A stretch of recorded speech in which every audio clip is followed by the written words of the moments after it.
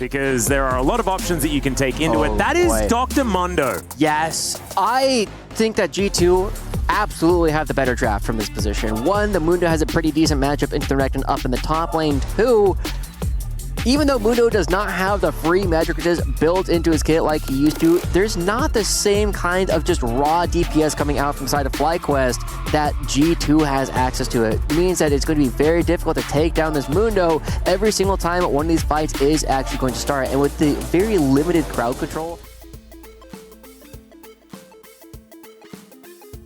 doesn't do the same kind of damage. And if anything bad happens, you just throw some briefcases at him and there's nothing left to do.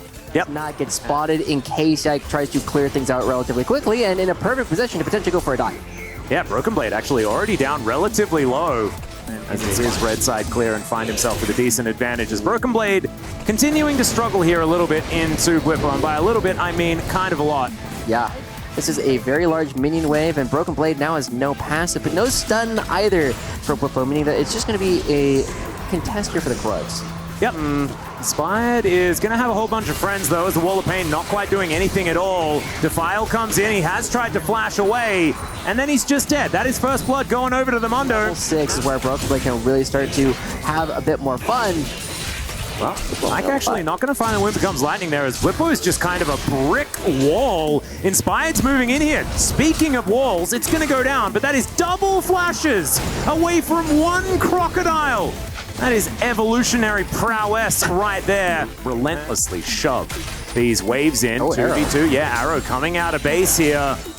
And this is so dangerous. Arrow is going to connect. He kind of eats it with the slice there, which was pretty cool, but there is the kill going over to Broken Blade. Flash out from Busio, and the Requiem not really doing too much of anything at all. Wind Becomes Lightning. Busio gets under the turret, but they're looking to try and dive him anyway. Winter's Fight comes through, and that is the trade kill on FlyQuest, I think, if they want to have any chance of doing any damage whatsoever. Some bouncing bombs coming in here as Busio looks to try and get the stun down. Hansama looking to turn it as best he can. There's a Mega Inferno Bomb, and the bouncing bomb going to be picked up. And so the little bit of extra gold going over to Masu could pay dividends again, as Quad has to be careful with Mickey running him down, but not a lot of support. Inspired is here for great. Your Slice and Dice is on a longer cooldown than my Warmogs. Hansama in a little bit of a rough position here. Masu not finding all of the bombs, but it doesn't matter because G2 into places where they want them to be. They got to look at this last play. I don't think there's a whole lot to really analyze here, Alice. Hansama, wrong place, wrong time.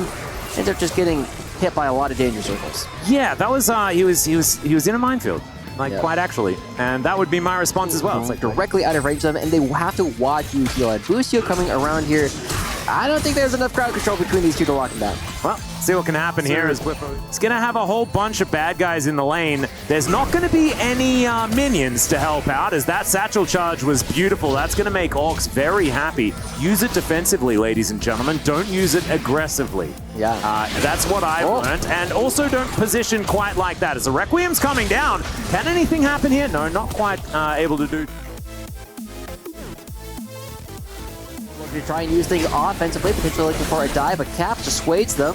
Yeah. Just enough damage in the explosive shot. Busio not going to be able to find anything there. We do have another Dragon, and the Riptide is spawning in about 40 seconds, and Mickey X does not have a lot of HP to play with. Yeah, and now Busio might be in the wrong spot. Still a lot of damage, and he does get one back. Make that two! That's a phosphorus bomb just before Caps dives in. Still he's able to get the Leona, but that's a great trade for FlyQuest. Really good stuff. That's also perfect opportunity to use a satchel charge aggressively. There's no threat to you whatsoever, and now FlyQuest find themselves a couple of kills, trying to build up the gold lead as Broken Blade does not care. Maybe he needs to care a little bit more, but no, maybe he doesn't. Maybe he just presses R and everything's A-okay. It was on vision there momentarily as FlyQuest, all right. I think they're done with this. Mundo is just on the phone in the laning phase. It's just rude. And now Broken Blade could be in trouble. Let's see whether the Soul Flare is going to do enough. They have a fair bit of CC up here towards this top side, but they're going to need all of it. Wow. There he goes. Bwipo able to get his revenge. The arrow not quite positioned in the right spot. As this sets up a perfect position. We've been seeing Tristanas consistently be uncontested in the side lane. Masu! Yeah, that is Satchel Charge used just to try and get to the other side of the map a little bit faster, and that's going to... And a little bit more. Still, they were able to get Outer on the top side as well in response. Is okay, Bwipo looking for a bit of an angle, but they don't don't have the man advantage unless maybe the Requiem can try and turn that. Caps down relatively low. Blippo out of cooldowns for the minute. Got a lot of vision control in FlyQuest. Oh, Blippo does have the flash, but Caps wisely not going to be tempting fate in this one, but he doesn't see. Yep, there's the Dominus, and he gets back around. That actually looked really cute there, Blippo. In the same vein, but it's not necessarily going to be as much damage. Broken Blade could be in trouble here as Blippo's still going aggressive. Still, he just walks real fast, presses R.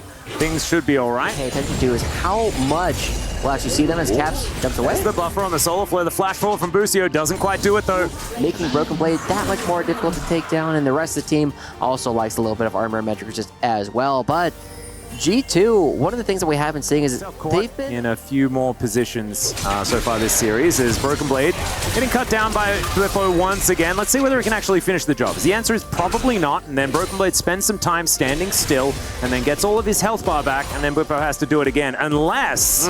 Yike. Yeah, Yike is going to come in and ruin his day. Blippo does press the R button. Let's see what he can get done here. Yike is just dead. He is eaten by a crocodile, and now Broken Blade is also struggling. Has to flash away, and Hansama sinks his arrows in and is able to take him down. Now Quad taking matters into his own hands as well, and I don't know whether that was necessarily the right move as the Mega Inferno Bomb comes down. Still, I think that FlyQuest are in a fine position at this point as we check out Broken Blade just driving his... Inspired has 2 items completed. We see Quad onto 2, and here another member. This is going to be very difficult for him to get out of, as he does have a door, but they were already in the house, unfortunately. Hansama taken down to about 50% as it's a decent Mega Inferno Bomb, and now FlyQuest should be able to get towards this outer turret and take that one down somewhat quickly, not even needing the satchel charge there for the execution as Hansama. Ooh, mini stun into the wall there as well. Is able to back away. Is this Requiem going to do enough is the question. No, it's not, but still, he's going to be out of the fight. Caps move soon. He's an assassin as well. As now Inspired, can you actually win the 50-50 on this one? Yike looking to try and lock that one down. There it is for FlyQuest, and now Blippo's found the backline. Caps possibly in trouble. The slices, the dices, it doesn't work because he's so squishy. Flash out from the Mega Inferno Bomb, and these health bars are so low. Where is the Requiem? There it is. Is it going to get the kills? There goes Yike. So he's able to take down one, but can they get the rest of these low health bars? That's the question. Quad, now's your time. You can flash in and grab them this time. It's Broken Blade. He's got a big old health bar. Is now out of flash as the teleport is coming in, and Caps, he has a full health bar and he just wants to play Mario on FlyQuest. Masu, he's going to be the first one to go down, and now Quad just dives on top of the Braum. Okay, that's an interesting maneuver. Broken Blade will come in and just hits him with his briefcase. Yeah. We're going to need to focus on the picture-in-picture here as there's a teleport coming in, but this Baron is just going to be taken by G2, and FlyQuest now finding themselves closed in upon the... Karthus is nowhere near. Busio realizing that he's not getting out, as there's the Requiem to try and start this one off. Oh my goodness, Yike just explodes. And now Mickey, he's down to about 20% as well. Hansama's very, very low. Quad has been taken out though, and Blippo is not quite as tanky as other Renekton's, as we mentioned earlier. And Mega Inferno, And now Inspired is going to take the Raptors. And FlyQuest, unfortunately, they lose out on the Baron. They lose out on Quad and Masu.